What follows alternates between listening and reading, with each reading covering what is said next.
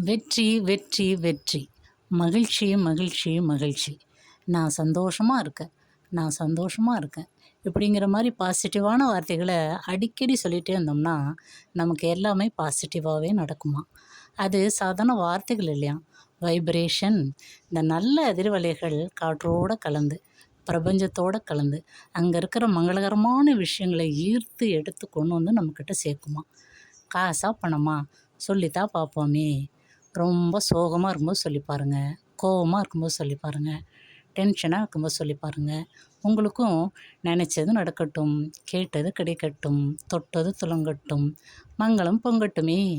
வெற்றி வெற்றி என்று சொல்லும் கோயில் மணி. ம்ஹ்ஹ்ம். நான் சொல்லி பார்த்தேங்க. எனக்கு பல மங்களகரமான விஷயங்கள்லாம் நடந்தது. நீங்களும் சொல்லுங்க. உங்களுக்கும் சர்வ மங்களமும் பொங்கட்டுமே! சந்தோஷமா சொல்லி பார்ப்போமா?